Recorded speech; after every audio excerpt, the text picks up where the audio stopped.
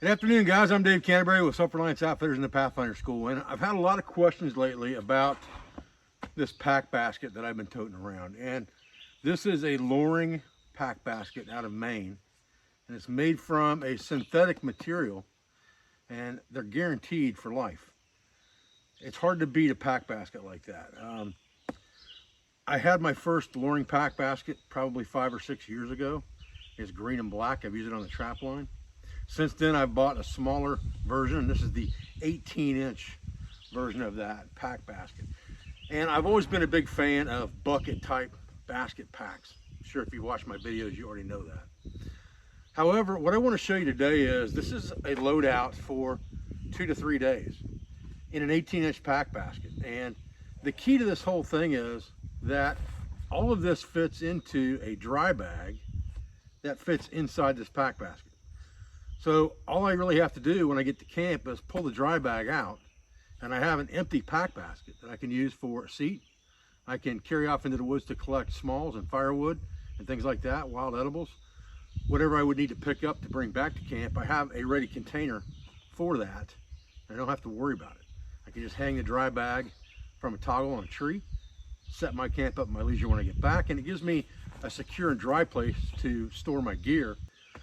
With all that being said, and all that out of the way, a lot of people have asked me, what do you pack in this pack, and how are you getting a 3 to 4 day outfit in this pack basket? We're going to talk about that right now. Okay, so first, let's remember what I said. We're trying to confine our outfit to a dry bag that easily fits inside this pack basket. And the only other thing in there is my big boy silky saw. And everything else fits in the pack basket. Now, why am I carrying a big boy silky saw instead of something smaller and lighter weight? Because I'm trying to not only make my kit small, but also make it fairly lightweight. I'm not trying to go ultra light and be some Appalachian through hiker with a 10-pound base weight. This weighs probably 20 pounds, maybe 21 pounds. But this saw will flat out stack firewood. So if I'm looking for something to do that, in lieu of carrying an axe, I can carry that larger big boy silky saw, and it'll pile up the firewood quick. So I'm going to pull the contents out of this, and we'll talk about them one at a time. And then we'll pack it back up, and I'll show you how I pack it and why I pack it that way. Okay? So we've got a 20-liter dry bag here, all right? And it's modularized on the inside, basically. Cook kit, headlamp and shemagh right at the top where I can reach them on the fly if I need them. Hammock, water bottle, Grail water bottle, hammock tarp, extra ridge line, hammock tree straps, stakes, ditty bag, we'll talk about that again here in a minute, an extra piece of 30 foot of heavy cordage or heavy rope, more for use with my canoes than anything else, food bag for 3 to 4 days, spare clothes, socks, underwear, and merino wool,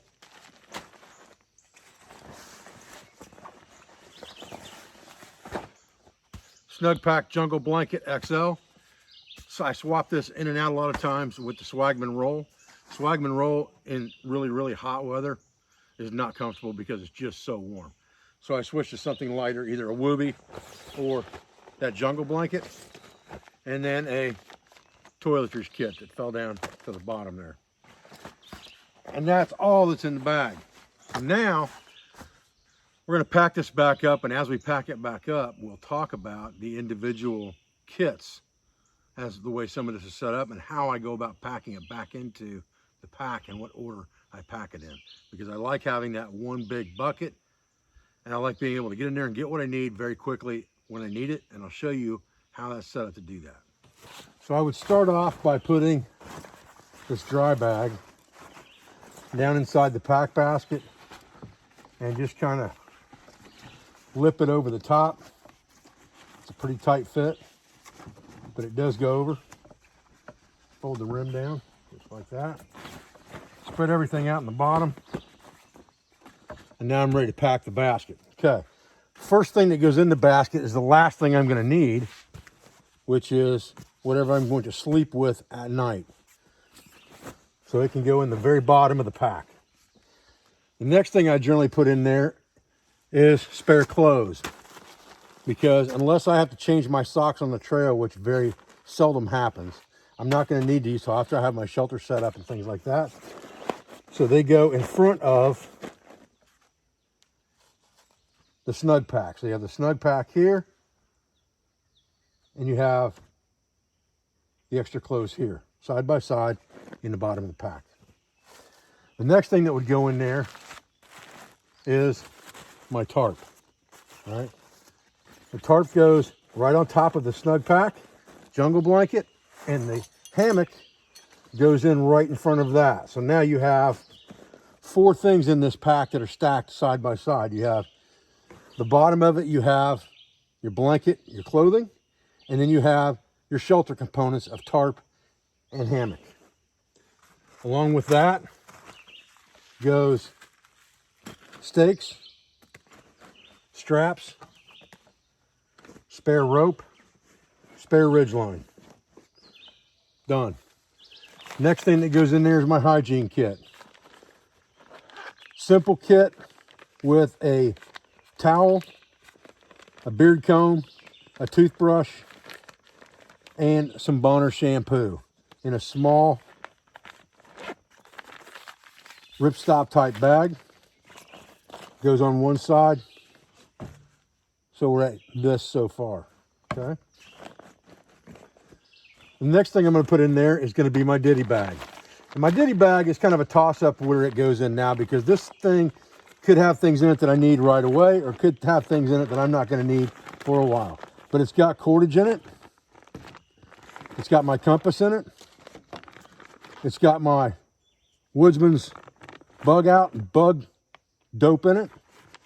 My ferro rod, my lighter, my notebook, and my spare battery for my cell phone, or my charger, excuse me, for my cell phone, are all in this ditty bag.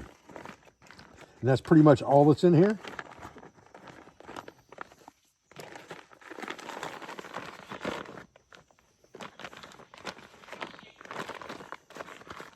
So again, it's kind of a toss-up as to where that thing goes, but I'll put it in right here on the front side. Next thing that will go in there, obviously, is food. And I went over this food layout in another one of my videos, what I pack and carry in here. There's plenty of food in here to last me for 3 or 4 days. Most of it just add water, makes it easy to cook. I put that in, and now we're sitting at this configuration, just boom, boom, boom, boom, going back and forth, okay? Now, next thing that goes in is my water bottle on the flat side. You have a curved side and a flat side.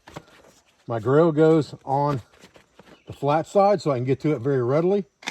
My cook system, which has my titanium pot in it, my titanium bush pot, goes here. Shimog and headlight get tucked in last, just like this. And there's still room in here if I need to put some more stuff in here. And then I fold this up